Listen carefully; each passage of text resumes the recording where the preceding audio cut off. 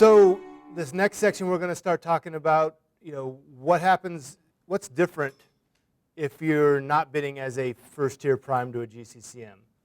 If you are bidding, say, plaster work to the drywall contractor, who the drywall contractor is submitting the bid to the GCCM. What changes in how you do things? And the great thing about it is nothing. What changes is really procedural. It's how you do things. It's kind of the dotting the I's and crossing the T's type stuff. Everything you do to how you would organize and prepare your bid is exactly the same. You still have to go to the site. You still need to line up any vendors or your lower tier subcontractors that you would have in the scope that you're bidding. If you're doing drywall work and you don't do the insulation work, you need to sub that out, and you're doing a piece of this drywall work, then you need to make sure you line up your insulators to get you pricing. You still need to strategize and make sure that you've got a plan for how you're going to execute the work. What you don't need necessarily to do at this point is you don't need to fill out the bid form, because the bid form goes to the general contractor. You don't need to submit your bid to the general contractor because you're not bidding to me. You're bidding to whatever the first tier contractor is. You can, at this point, include and exclude and clarify your scope because, again, you're not bidding to me. You're bidding to somebody else. So the things that you need to know who your first tier, who your prime contractors are. You look at that from the pre-bid meetings. Looking at those sign-in sheets, looking at who's downloaded plans, knowing who the players are that you would be primes in your field of expertise. If nothing else, calling up the general contractor and say, hey, what primes do you know are bidding this? Because some people may have submitted, pulled down downloaded documents or gone to the pre-bid, looked at the site and said, you know what, this project just really isn't one that I want to bid on. And so you need to know that so you don't waste a bunch of time preparing a bid and sending it to someone who's not bidding the project. And then you still need to know your capabilities. Make sure you know what you do well and what you don't do well, and really craft your bid around what you do well. And then the most important thing, and these guys will expound upon this in a little bit, scope letter. Get a good scope letter written, because as a first tier that's bidding, you need to be able to see that scope letter and know what's in the number and what's not in the number. Because if you have 3 plasterers bidding plaster work to a drywall subcontractor, each 3 of those plasterers are going to have a slightly different scope of work. So as the first tier, I've got to look at those bids and look at those numbers and know what do I need to add anything to that number to make sure that I have a full scope. Because as a first tier, I still have to make sure I provide a full scope in my bid to the general. And so that scope letter becomes a very important thing. And getting that scope letter done early, so the first tier has time to look over it, and in his bid comps, when he's running all of his bids and crunching his numbers on bid day, he's got things set up. Like if he already knows that you're excluding this angle, he can pre-plug in what he thinks that value for that angle is in his form, so that when he plugs in your number, he can look at the bottom line and say, okay, everybody's on equal footing, and this guy's low, and I'm going to use his number. So having that scope letter detailed and accurate is good, because then when you turn it in your number on bid day to them, and you fax it in or you email it in, or you call it in, guys still get phone calls on when we bid our concrete work from third tiers. They can get your number and know exactly what that number includes and excludes. So that scope letter is an incredibly important and valuable piece of information to a first-tier, a prime subcontractor bidding on the work. So that's one of those things I don't think I can stress enough. So that's really kind of the nutshell of what's different if you're bidding as a third tier or lower tier. You actually get a little bit more flexibility on what your scope is, because you can craft it a little bit more. But you want to be in contact with those generals because they may want you to include something, and you wouldn't want to have them say, "Hey, I need you to include this," and then you don't include it, and they're expecting you to include it, because then they may not have that number plugged, and they may have to be scrambling on bid day trying to plug a number. And if you get their number too late and it's not complete, and they're expecting to complete, they may not have time to really vet that. They may say, "It's not complete. I need to go to this guy." So you don't want to get yourself in that situation.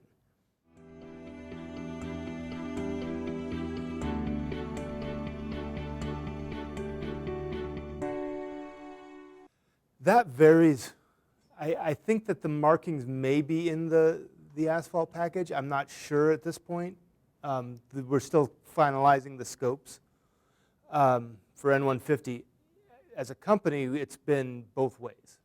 I've seen the markings separate, sometimes with the, if you have parking bumpers and things like that, or I've seen it put under the painter's scope too, and I've seen it, bid with the asphalt, or in a paving package if there's a, if we have a larger paving package and we've got some concrete paving and some asphalt paving in it. So it really varies. That's why you need to read, those bid scopes, which is still important to read, because if you're bidding as a third tier, because you still need to know who to send your bid to. Because if the asphalt's in a combined, if the pavement markings were, say, in the painter's spec, you wouldn't want to assume that they're with the asphalt bid package and send them to the asphalt guy, and he's looking at your bid saying, this isn't part of my scope of work. So that's important to know where you need to send those. But in contacting those primes, each prime may have different. You may have, if you have 3 different prime subcontractors, you may have 3 different numbers that you give them, that each one of which is a little bit different scope of work. So you need to work with them to make sure that they get what they need from your bid. With that, I'm going to bring Adam up here, and he's going to start talking about McKinstry and N150 and some specific things that are unique to bidding to an MCCM. So as an MCCM and an ECCM, they are under a similar contract to a GCCM, and they still have to bid out scopes of work, and they can do self-perform some of the work. But they have bidding to MCCM and ECCM is very similar to bidding to a GCCM. So they're going to talk specifically about some of those issues and what they would expect on that. Both Adam and then Mike will come up after that.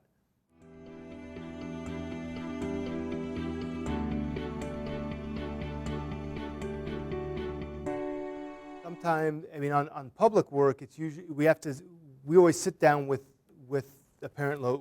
the lower bidders and go through their scopes to make sure that you have the right scope and you haven't left something out, or made suddenly you might have suddenly found out that you made a bid error, and you may not want to take the job, and if you made a bid error, you may have an avenue to be able to do that. What we want to do is make sure that you have the right scope of work, that you understand what it's going on, and that takes some time. It takes some time to do the contractual stuff. It takes some time sometimes with a large public agency to get through all their approval process.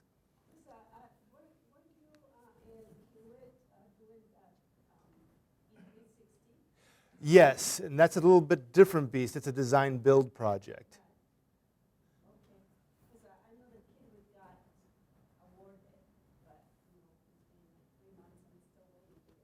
Well, that project, we were awarded that project. It was a joint venture with Kiewit and Hoffman on that project.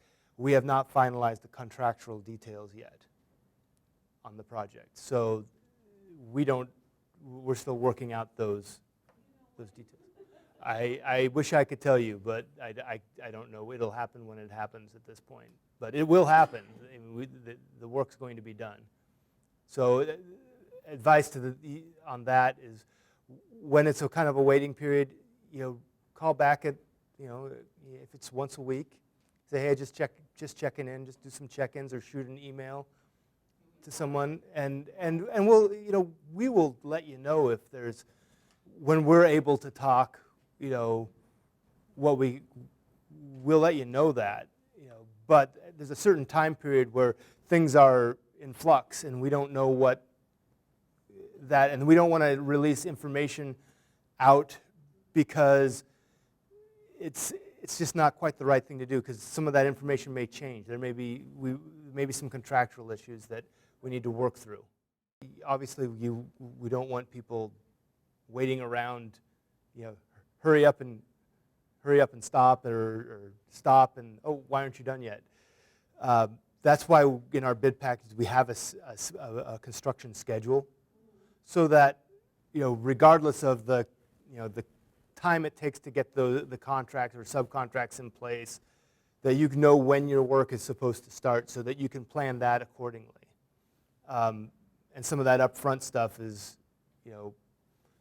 there's very few bid packages that bid, and you need to go to work within sometimes even a month, because it takes some time to get the insurance requirements. It takes some time to get all the bonding requirements and all those contractual things that you need to do before you go out and mobilize on site. It takes time to do that, and so that's why we have that schedule there, so that you can plan when your work's supposed to happen, so that upfront stuff is.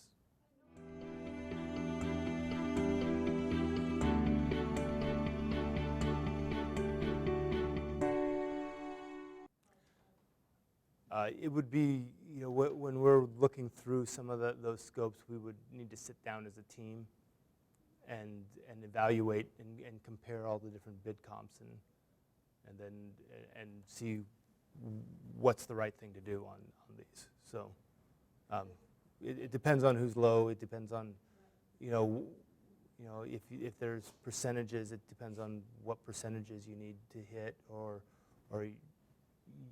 what those goals are, and it's a kind of a tough spot to be in, but and I know waiting is obviously not fun. It's not fun when we're a general contractor and we've got to wait to hear some of that stuff back. But there's usually a reason why the wait is happening, and it usually has to do with things like contracts and dotting I's and crossing T's and Okay. Well, Adam. Thanks, Chris.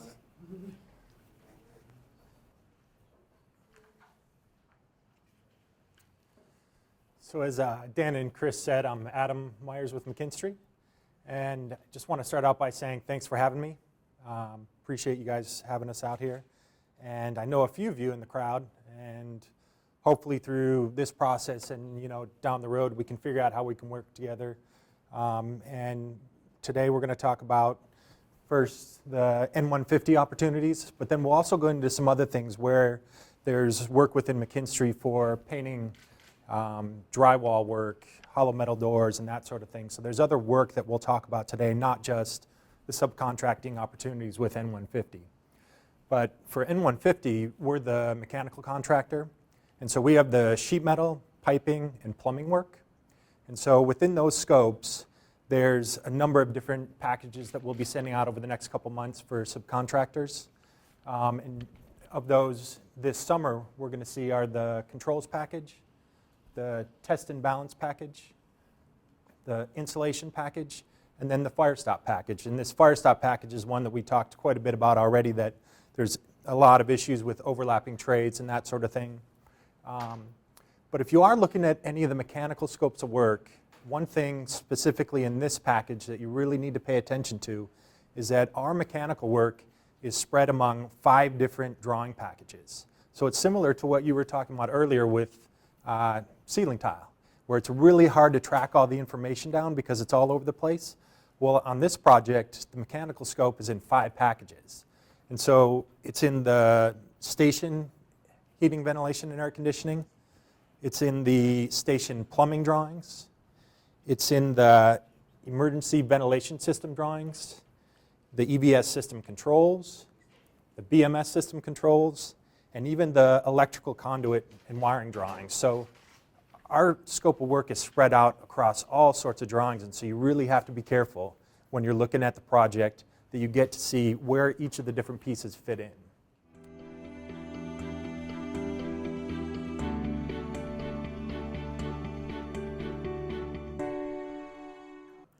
You know, that's not super common, but I have seen it, and a lot of times it's just easier because there's one trade in there at a time doing that wires. But typically we do all of our own. Oh, you do your own? Yeah, so for anything that we're hanging. So not for necessarily wires for ceiling grid, but anything that we're hanging, ductwork or anything like that. Yeah, we're running our own wires.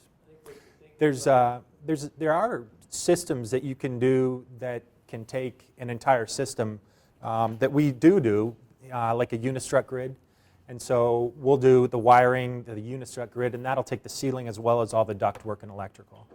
So there are some great products out there that do a lot of that sort of thing. And so a couple of notes when you're bidding, really, you know, our mechanical work, any scope that you have in there, as well as anything that you're really bidding to any of these contractors. Things like material use tax. This is a really important piece of your bid that you need to keep track of because material use tax is on a lot of public projects that receive, depending on where the funding comes from. And on this project, anything that you install, whether it's a hollow metal door, a piece of concrete, a yard of concrete, any paint that you are using, all of that has to be, you have to include material use tax. And so it's similar to a sales tax. And that can be up to 10% cost of your materials. So it's quite a bit and something to keep an eye on. We talked a little bit about the PLA and some of this other stuff. A lot of this, and Chris can correct me if I'm wrong, is in the Division 0 section. So there's an entire package just called Division 0, and it highlights all of these sort of things. So you can find your labor rates for the concrete and iron workers. You can find all the labor rates. It outlines exactly what the material use tax is and how to apply it. So then we have B&O tax, and then we've also talked about this, the PLA, and the PLA is in that Division 0, and that's where you find all your labor rates. But there's also things like federal ordinances. So for this job, we have the Buy America Act, and so that's another item that you have to keep track of, so all your materials have to be Buy America compliant. And so that's another one to keep an eye out for. For us, it's a big deal because our plumbing pipe and our HVAC piping all has to be produced in the U.S. Usually it costs more. And it costs more. Twice. Yeah, it costs quite a bit more. You don't manufacture a lot. So outside of the N150 opportunities, because those subcontracting choices there are pretty limited, we also have other opportunities within McKinstry for quite a bit of other work, and we have a group called McKinstry Ascension. And they have an energy group that does primarily public works projects. So they do energy retrofits, change out equipment and that sort of thing. And those projects, you'll often find that you can see up there, you'll have roofing, you'll have painting, you'll have trucking, demo, all sorts of other trades outside of just that typical mechanical work.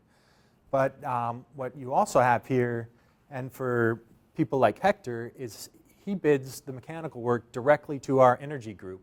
And we, just as Chris bids concrete, we have to bid to our energy group as well. So it's a great opportunity for electrical and mechanical trades to bid work. And so outside of that, we also have construction suppliers. So this is a huge one for us. If there are suppliers out there, anything from plumbing fixtures to equipment, even things as simple as consumables, you know, towels, gloves, You'd be surprised how much money is spent on contractors for these really simple consumable items that are a great opportunity. So here's kind of just a quick shortened list of some of the SDB contractors that we've worked with. Some of you are out there. And there's also a lot of suppliers that we've worked with, especially on our electrics side. We do quite a bit electrical wiring. And next is Mike. Me, huh? All right. So, one of the things I want to talk to you a little bit about for just a few minutes is the difference between a ECCM contract and a GCCM contract. There's not a lot of difference. So, just like Chris explained to you on all the different things that you need to be aware of on an ECCM contract, if you were going to bid to me for, let's talk fire stopping, you'd end up being a prime contractor if you were bidding fire stopping to me. So you'd have to go and you have to make sure you have everything included, because we basically have the same contracts per the RCW. So all the things that Chris has talked about up to this point apply in this process. You know, got to make sure. You got to sit down and make sure, does this project make sense to me? Do I have the right scope? Is it the right size of project? Is the schedule correct? Need to make sure that the you know, when you get down to, you know, you've got to know the bid time and the locations. When we put out a bid package, just like Chris, that little book of 100 pages or so that we spent a lot of time in, we're going to have that same thing when we have to put that bid package out. We've got to go through the process and advertise and make sure everybody knows about the product, the project that's coming up to bid. It will still be a sealed bid opening, meaning that you know, you can stay at that bid opening and find out who was the low bidder. All of those things apply just like an ECCM contract. I think about the only real difference that we have between what Chris has to deal with on a GCCM, an ECCM, or an MCCM is that Adam and I are able to do any work that we normally perform. So, you know, if we normally perform that work, we can make the choice to do that work. Now, I will tell you, sometimes we have chosen not to do some of that work, and we've broken some of the packages out. Up at UW Station, there was a whole lot of site lighting that went around the stadium. We chose to, we subcontracted that out through the bidding process to Ashford Electric, who is a woman-owned business. And they came and they did that portion of the work. So, but we will look at things just like Adam. There'll be excavation. There'll be fire stopping. There'll be you know, those types of packages that we're going to put out there also.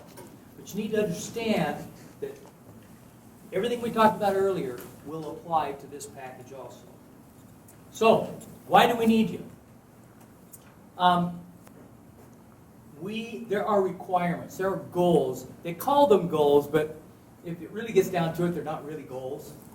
They are requirements. And in this particular project, the goal is 18% of our total subcontract amount. And of that, 10% of it can be small business, and 8% of that needs to be either minority, woman-owned, disabled. I mean, that's what the requirement is, and so we have to find ways to make sure that we meet those requirements. Now we can do it. Is it disabled or disadvantaged? Disadvantaged. Disadvantaged. Yeah. Yeah. Yes, I misspoke. Sorry about that. We can either do it through a subcontract, or as Adam talked about earlier, we can do it through supply chain too. Yes? Do you guys kind of try to spread it out, or you just give? Well, we have to look at each, you know, each job is different. And depending on what the items are in the package. For example, down at Roosevelt, there's not a whole lot of, not as much site as we had over at the UW station. And so there may not be that opportunity. So we've got to look at it on an individual job basis and make the decisions. But ultimately, we've got to figure out a way to get our requirements, because ultimately, if we don't make that, I've seen projects where if we don't make those goals, there are fines to us because we didn't make those goals. So we need you guys, and there will be opportunities in these projects. Okay? Okay. So, some examples of different subcontractors that we've used in the past. We've used Ashford, Complus was a data comm group. Artesian is, we've done solar work with them. Doyon is a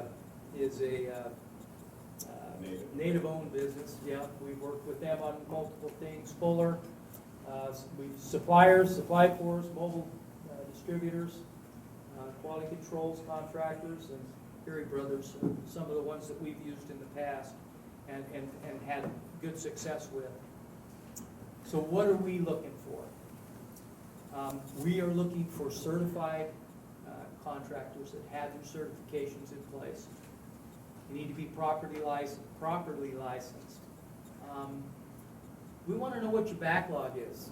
You know, we don't want to get you in a contract and then find out, oh no, you're not able to perform that work. We want you to be able to succeed, because ultimately, if you don't succeed, Chris is going to be looking at me saying, what's going on here? Why are you guys behind behind schedule? So we want to make sure that we understand that and what your backlog is. And what that means is that you need to talk to us. You need to get to know us. I talk about relationships, and it's both with your suppliers and with the people that you're working with. And in this case, it would be us, so that we could make sure that we understand what your needs are. We can help you with those things.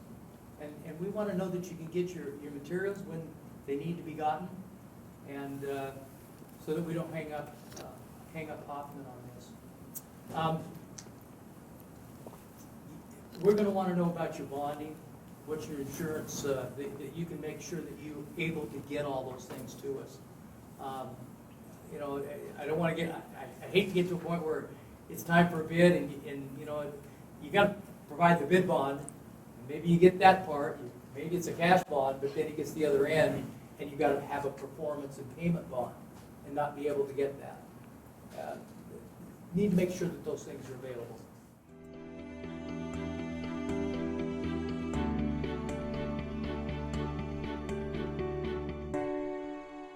Hoffman gave us their contract in the bid documents. We have to do the same thing. Matter of fact, we have to take that bid package, we're going to have to pass it through Hoffman, through Sound Transit. They're going to have to approve it before we can put it out there. So a lot of these same things that Chris has already put in his package, we're going to have those very same things in there. He talked about, what the requirements are for cleanup, what the, those very same principles are going to be in our big packages also.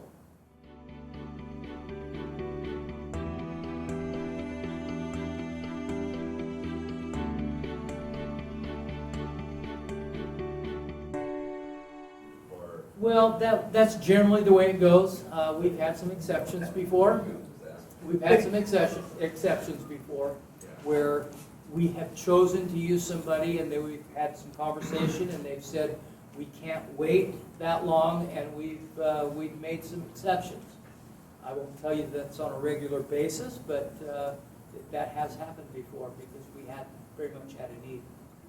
But understand, because we're an ECCM, we're like a prime. So if you bid it, accept it, but they yes, put it in. yeah, you can put it in there. But just like Chris said, if your bid is a prime, you're going to have to be held to what the documents say, because As a prime, yeah. That's Well, second but- or third tier stuff. That's Right. true, But but it's our but understand what I'm saying.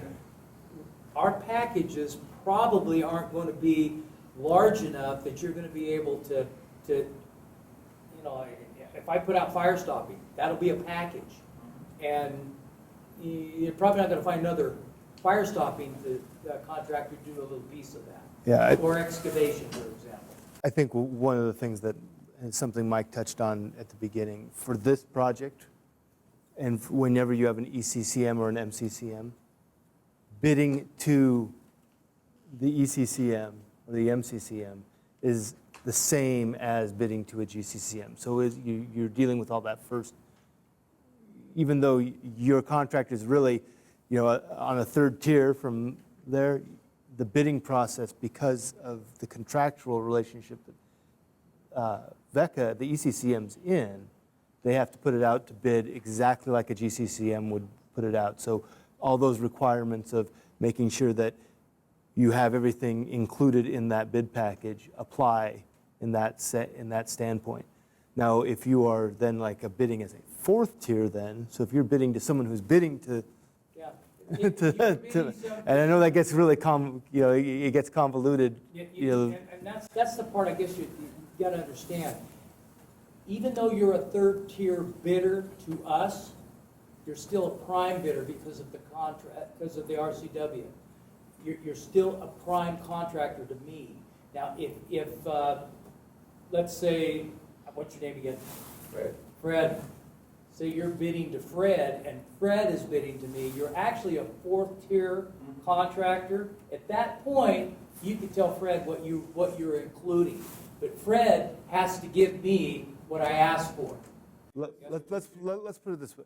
Fred can submit the bid on the bid form, and he can attach a letter that says, oh, I'd like to change this, this, and this. But it's purely Fred's, you know, as an ECCM or MCCM, we're going to say, okay, I'm going to take this piece and I'm going to ignore that. You have everything that the documents say correct.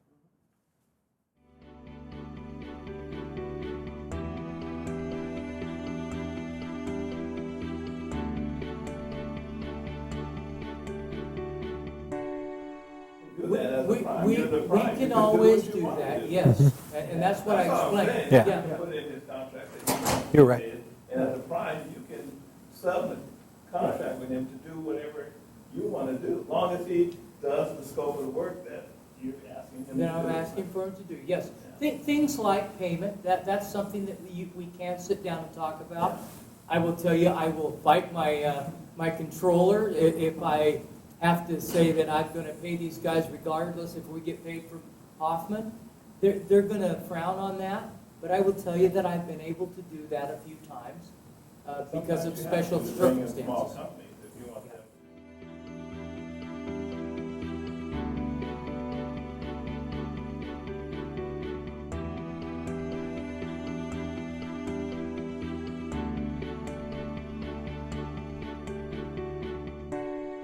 No, there's not. There's a set amount of when you have to provide a bid bond and a performance bond, and that basically, I think, is $300,000. If that amount is more than that, then you do have to provide that. If it's less than that, then it's, you know, we could still choose, because maybe we think, you know, you're in trouble or something, decide to say, hey, we're going to need a payment and performance bond. We can still make that choice. But the RCW says that if it's over $300,000, then we have to ask for that. So if it's 299,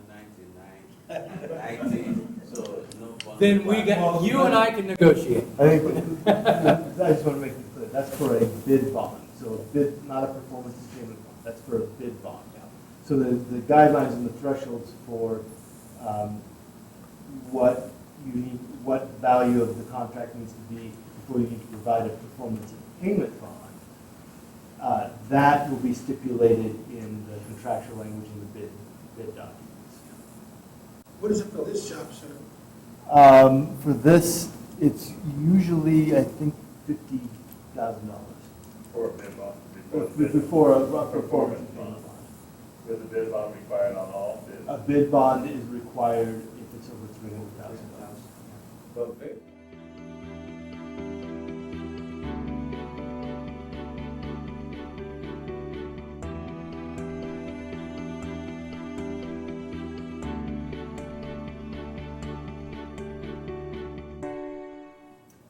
I don't really get to make money on top of them, guys, because the contract states that we have a value that we've given to Hoffman, and Sound Transit says, yes, that's the amount. If I save money on that contract, in the end, Sound Transit gets that money back. Yeah, that's I one don't thing get to about, keep it.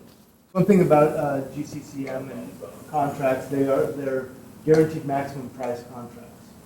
So if we sign up for a price, what the contract value is, and usually in that there's a construction contingency that allows us to, we can spend with the owner's approval to do things during construction to make sure that we can build the job. But if we came, if all of our bids came in under budget and we didn't spend all of the construction contingency, well, that money goes back to the client. If we come in over that GMP because the bids came in over budget and we overspent on the contingency, then that comes out of our fee. Yeah, Things are going to happen. The percentage for construction contingency is stipulated in the contract, and it's stipulated what it's used for. So it's not necessarily going to be used for things like errors and omissions. You know, you can still have a change order on a GCCM contract. If you run into differing soil conditions, you know, change conditions, there's still things that can drive, you know, a change order. I mean, that's certainly a possibility. But the important thing to know is that under an ECCM and MCCM, it's the same contract structure. So whatever they come in under their I think it's called a mask, their guaranteed maximum price. If they come in underneath that, all that money goes back to the client. So there's no incentive to price up your try to make extra money on anything because you can't.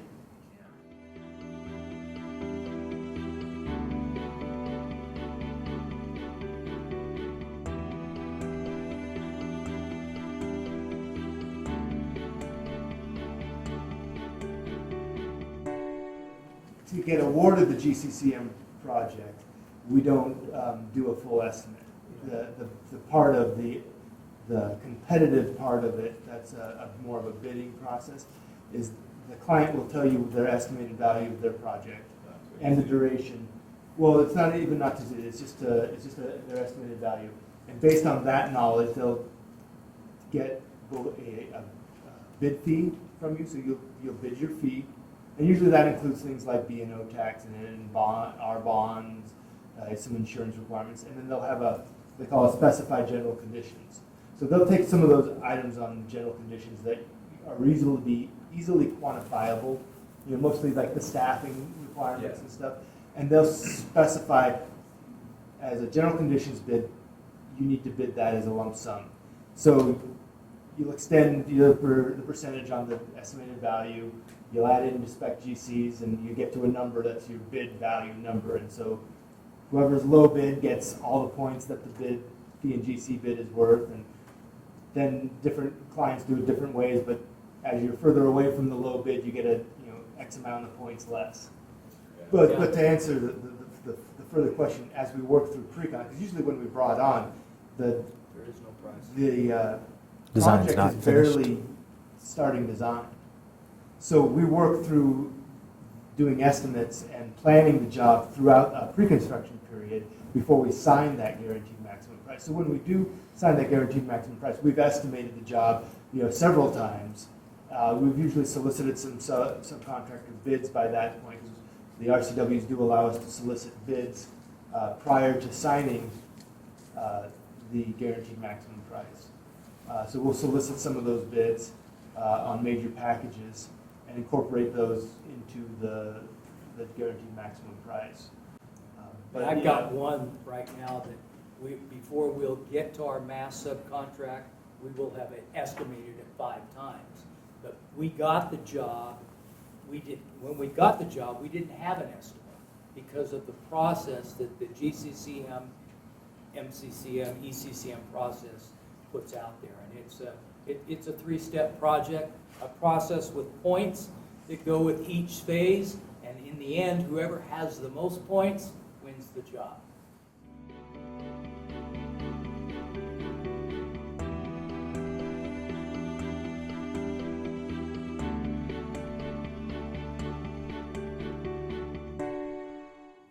Okay. Well, so part of that's why you need to work on the relationship with us, so that because we're gonna, our chief financial officer is gonna want to sit down and look at your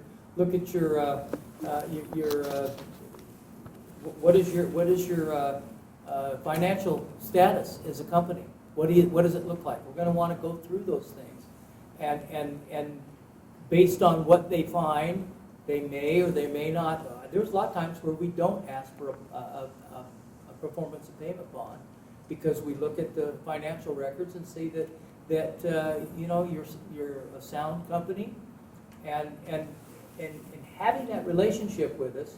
That's why relationships are really important in that process, so that we can understand that you're a solid company.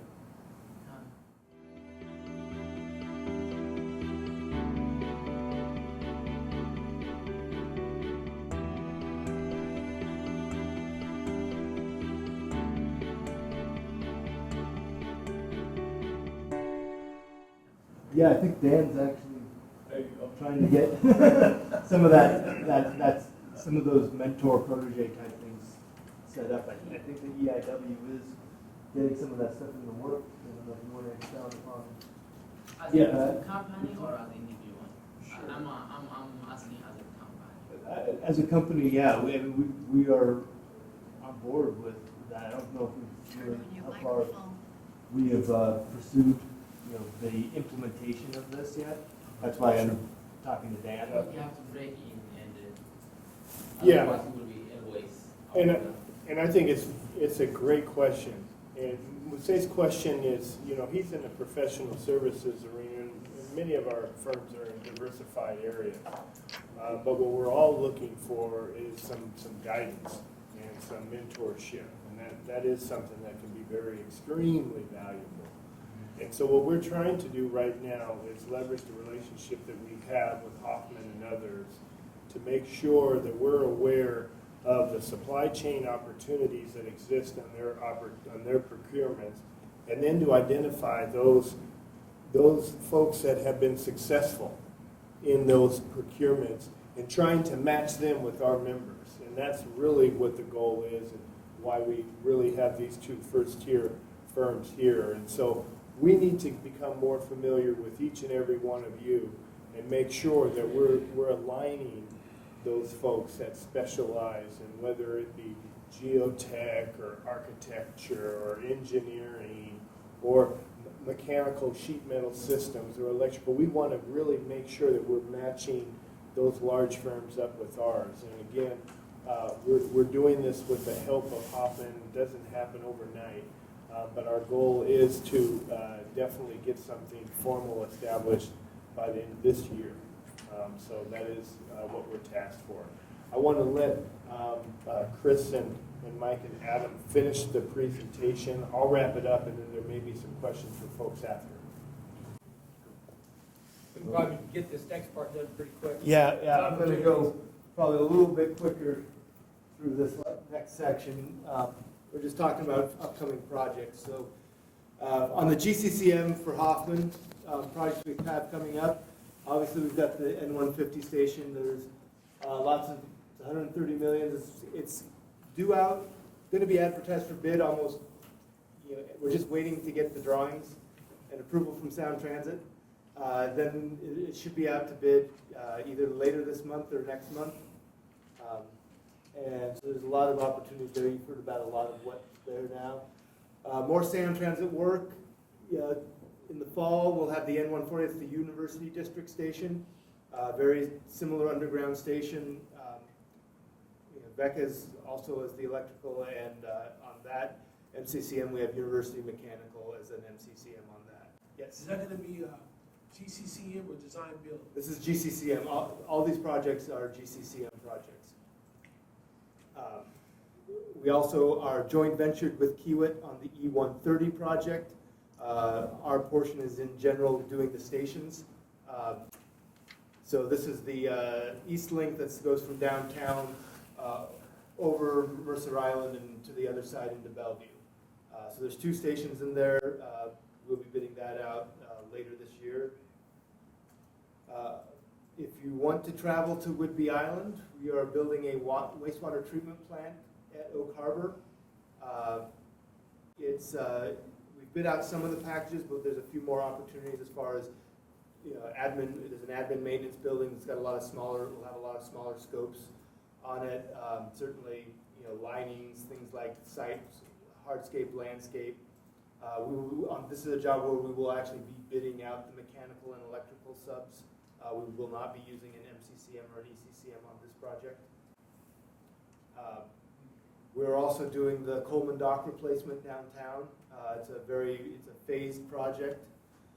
So we are joint ventured with Pacific Pilot Marine. They will be doing all the marine contract work on that.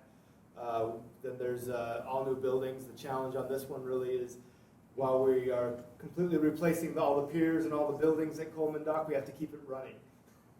So Every day. every day, busiest ferry that Washington State Ferries has. We do have an MCCM and ECCM on this project. Holmberg is doing the MCCM and Valley Electric is the ECCM. And that's this GCCM stuff is coming up, and I'll let you guys highlight some of their projects. So for McKinstry, on the energy side, we've got a couple projects coming up here in the summer. The Mount Vernon School District, UW Tacoma, and the Skagit County Administration Building. And these are projects where this is our energy group. So you see things like ceiling potentially, demo, roofing, and all other types of trades that outside of that typical mechanical scope of work. So that's on the energy side. Then on the mechanical side, we've got the Burke Museum and the UW Life Sciences Building. And so these projects will have your typical mechanical subcontracting opportunities. And so we've got excavation, insulation, fire stop, and then all of the different material suppliers. But important thing to finish with here is how do you guys get in contact with us and how do you get on our bid list? And so for our energy department, Justin Falstrom is the contact, and he oversees all of our operations on the energy side. And then for the Sound Transit, the N150 project, you contact me. And then all other things that you want to look at with McKinstry in terms of mechanical construction, you can contact me. And I'll get your contact information. We have a database of all of our SDB contractors, and we'll get you in there, we'll get you set up, and then you can get on our bid list. And so you'll be able to get some regular communication with us. And so that's one thing that we're really trying to change is it's really hard to get your foot in the door. And so you need to find out how to get in contact with the right people, how to get the right information, and who to follow up with to find out. Because what often happens is you'll find, and you guys see this every day, a project manager will be sending out his bids for a certain piece of work, and you call him for the next project, and he knows nothing about it because he's working on some other project. And that's really typical in our industry. So one thing that we're really trying to do is figure out how to get a central point of kind of information portal so that you guys can get in contact with us. So with that, I'll give it to Mike. Obviously, the Roosevelt Station is one that we've got coming up. We'll be doing things like fire stopping, excavation, third-party testing. We'll be looking for material suppliers as part of our ways of being able to meet our goals.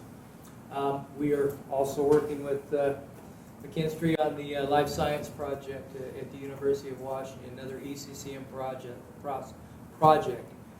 This one will have those same things, but this one's also got some solar power, PV power requirements, and that'll probably be one that we look for some also.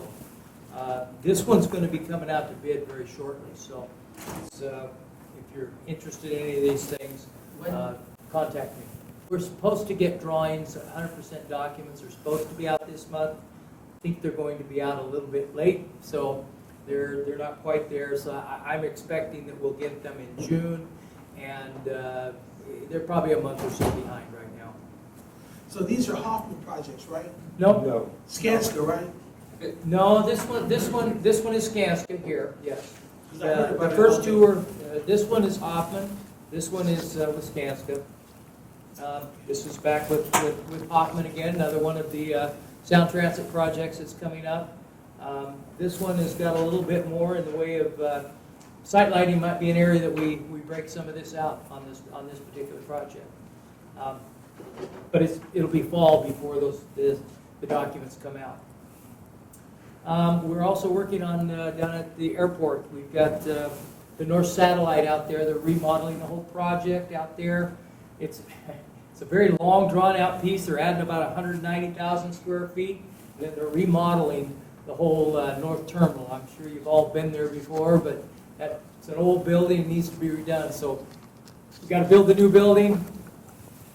We don't finish until 2021, so the 60 million, the total project? that's just electrical. Who's the general or the prime? The electrical on that, or the the general contract is Ansel Phelps. Answer. And the mechanic? Hermanson? The, Hermanson. yeah, it's Hermanson. Hermanson? Hermanson's on that, yeah. Washington State Convention Center. There's not a general on this one right now. That one's gone away. I'll tell you that as far as it's another ECCM project. Let's see, Mac Miller is mechanical, and Auburn's plumbing. Auburn is the plumbing on that one. Who's the prime on that? I heard Skanska lost that. Nobody is right now. Oh, okay. They were able to, they decided to part ways, and however, they've kept, I told you that our contracts are very similar. Because of that process, they were able to retain their subcontractors. So we have very much the same contract. There's a few minor differences, but it is very much the same thing. When they might be able to the general contractor? What's that? When will that be out? We don't start construction on that one until about May of next year is when it's supposed to start, but with the 3-month delay they've had, I suspect that that's probably going to slip a little bit. They've got to get another general contractor on board, and they're starting that process now. I think it'll take 2 to 3 months to get that done. So hopefully by then they'll get another general contractor. How often goes forward? We're waiting to see what the procurement strategy is for the client. I'm waiting to hear that. I had a question, never mind. I was going to ask what your value is, 75 million. Yeah. And there also, all we're doing is the high voltage piece. All the low voltage systems, Prime has all the low voltage systems, which is about another 25 to 30 million. So it's a big building. It's a really big building. Cynthia in the back. Oh, So I have a question. So, what about sound, or sound systems and that sort of thing? Did those kinds of bids come across, or is that more kind of finished? yeah, we do. A lot of those times, types of contracts are kind of a parts and smarts to where we generally don't have to put those out to bid as a subcontractor, because all that's really we install all of the equipment.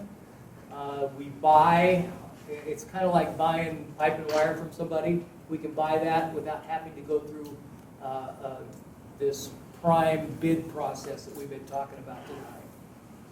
Same thing with fire alarm, security, those types of things. Basically, all we're really doing is that what you do? Sort of. Sort of. I do a few things. Okay. Well. And or I have connections with Okay. a few things. just trying to. those types of together. things, yes, we do. So as a supply, so you would be bidding for. It would someone be, to it'd be supply more like those it'd be more like a supplier relationship. The only difference between, you do the shop drawings, you put together the shop drawings for that and then provide the equipment. And then usually there's some head-end checkout that has to be done. But we're able to write a purchase order on those and not have to go through that process. Thank you. You're up. Danny, you're up. Hands up. Did everyone sign in, by the way? That's an important piece of information. We need a couple sign-ins, so if you have a sign-in sheet, go ahead and pass it back. Finally, I'm just going to wrap us up, ladies and gentlemen. Next step. First of all, it's always important to refer to those notes that you took today. There was a lot of different positive diamonds given from our instructors today, and I hope you took some notes. Obviously, you'll have this footage available on YouTube probably within the month, so we're excited to get that to you. Make sure you're communicating with Hoffman, Beck, and McKinstry regarding the opportunities and scopes that you have interest in. Make sure you're requesting those bid documents as soon as they're available. As you realize, those bid packages haven't been released yet, so you are really in great position. Hopefully your engines are running and you're ready to be able to jump on this. And make sure you're looking at the addenda and take advantage of the RFI process, because a lot of times, a lot of these clarifications that they were talking about, we don't address until it's time to start the work. And if we really got into the documents and really got into being proactive and dialoguing with these guys and gals that are involved in the team, I think you'll find that some of the risk will be mitigated, and you'll find that you'll know more about the project and feel more comfortable before you break dirt. Make sure you submit the RFIs and review your substitutions in that process very carefully. Sometimes there may be some opportunities for some value engineering or an opportunity for you to be more competitive than the next proposer. So that's a good opportunity. Verify your labor rights, your labor rates, as well as the material pricing. As many of you know, if you're in the steel business, that price is going to be going up. Obviously, in the mechanical, electrical field, they're dealing with it with their conduit and their sheet metal. We got airflow dealing with it as well. Fred hose, you're dealing with it.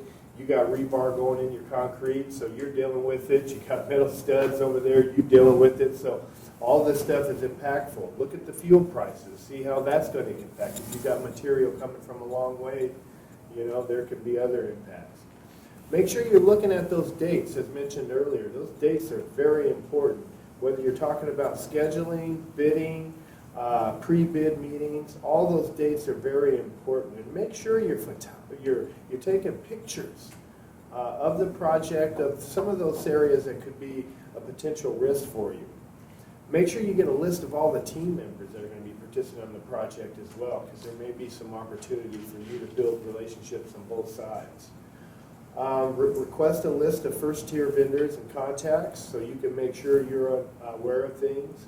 Look at the material suppliers. Make sure you are aware of all those suppliers, and if there's different pricings for different values or different prices, you'll have that information. So you may go with one manufacturer for one product and another with another, just to make sure that you're providing the best value. Considering partnering if your scope of work exceeds your current capacity. And it may be an opportunity to diversify as well. We have pretty diverse participants here today, so hopefully you guys are using that as a way to strategize. Confirm your current workforce availability and capacity. A lot of times the work that's in the documents is work that they've done before, but sometimes there may be some unique elements that may require some additional training or some additional consideration. So you may want to give that some thought.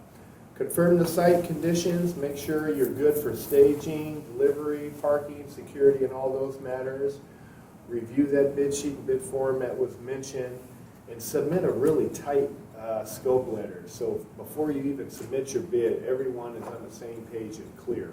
And make sure you sign up for EIW Contractor University class. Of course, I'm going to throw in that plug.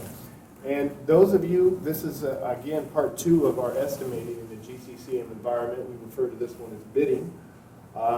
Those of you who did not participate in the first class, go to YouTube. There it is, right there for you. You can see job order contracting. That's another alternative works methodology.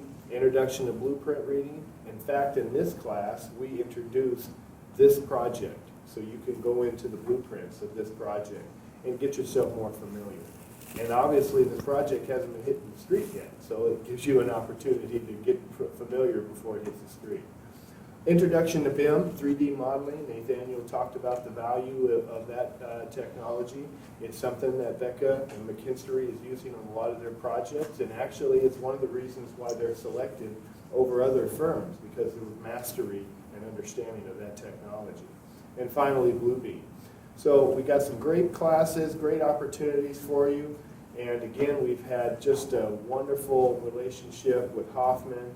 And now we're welcoming McKinstry and Becca to this relationship. And just would like to finish with a good, warm conclusion of this great class. Thank you so much.